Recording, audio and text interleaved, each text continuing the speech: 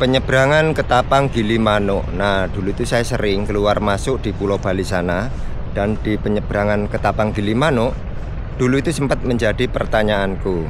Di Selat Bali yang menjadi saksi pengalaman-pengalaman buruk yang saya alami itu nggak sekali dua kali. Dan di salah satu pengalaman buruk yang saya alami, waktu mau berangkat ke Bali ya, di pelabuhan Ketapang sana, itu saya melihat gebyuran ombak di pinggir pelabuhan di situ itu cukup ini ya, besar, dan itu berulang kali. Dan saya melihat di tengah kapal-kapal yang mungkin mau masuk ke Ketapang atau mungkin mau ke arah Gilimanuk itu terombang-ambing. Mungkin karena melihat ini ya, kondisi di pinggir tadi itu gebyuran ombak besar, apalagi di tengah mungkin lebih besar lagi. Dan nggak lama kemudian ada kapal yang bersandar mengeluarkan penumpang yang dari Bali, dan setelah itu gantian antrian yang dari pelabuhan Ketapang itu mulai masuk ke kapal. Nah, waktu mau masuk ke kapal itu ya, itu saya melihat kapal itu masih keadaan ini ya, goyang, yang bersandar di dermaga situ itu masih keadaan goyang-goyang. Dan waktu melewati geladak pintu kapal itu kesulitan karena pintu kapal yang dibuat jembatan itu geser-geser naik turun gitu. Dan saya melihat di samping saya ya, itu pemotor sampai ada yang jatuh karena ya itu tadi, pintu kapal yang dibuat jembatan itu geser-geser naik turun karena di situ itu gebyuran ombak cukup besar. Mungkin teman-teman yang sering keluar masuk di Pulau Bali pernah ya mengalami pengalaman seperti ini. Dan nggak lama kemudian ini ya, kapal mulai lepas dari pelabuhan Ketapang. Nah, di tengah perjalanan itu ini ya, gelombang dan arusnya itu cukup besar dan banyak teriakan dan tangisan di dalam kapal itu.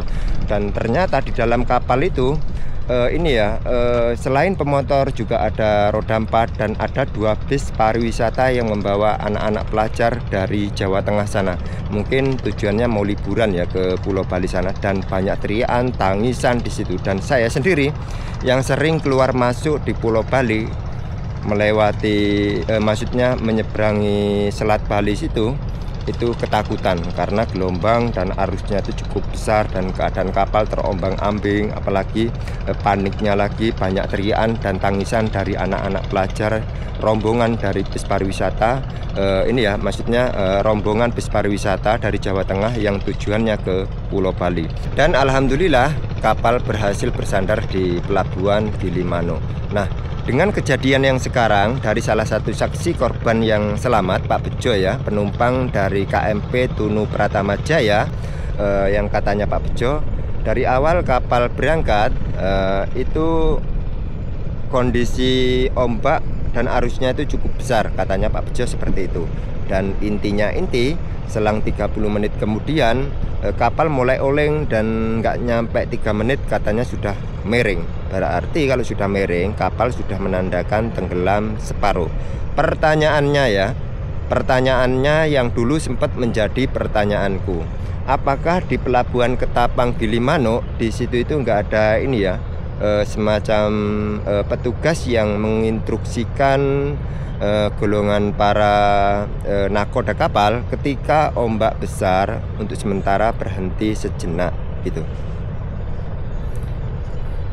Memang untuk berhenti sejenak itu akan mengganggu ini ya, waktu perjalanan golongan para penumpang. Tetapi ini demi keselamatan ketika ombak dan gelombang arus cukup besar, yang seharusnya itu berhenti sejenak, jangan meneruskan ini ya, arah tujuan Ketapang Gilimanuk ataupun Gilimanuk ke Ketapang gitu. Ini demi keselamatan. Dan dengan kejadian ini semoga ke depan ini ya, ketika gelombang arus cukup besar, untuk sementara berhenti sejenak, jangan meneruskan perjalanan atau penyeberangan Ketapang Gilimanuk ke Ketapang seperti itu.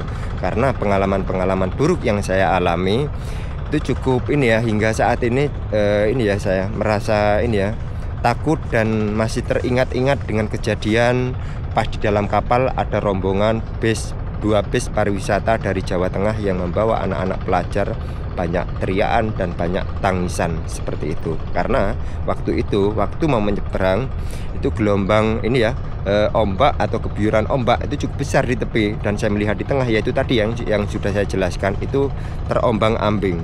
Nah, nggak taunya ternyata benar firasat saya, di tepi aja gebuyuran ombak besar, apalagi di tengah, ternyata benar.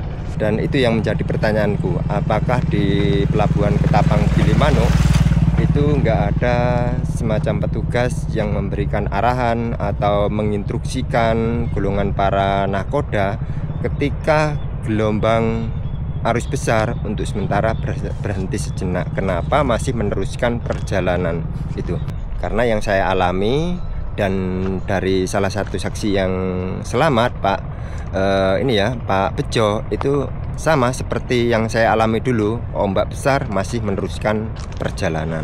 Oke, semoga ada jawaban.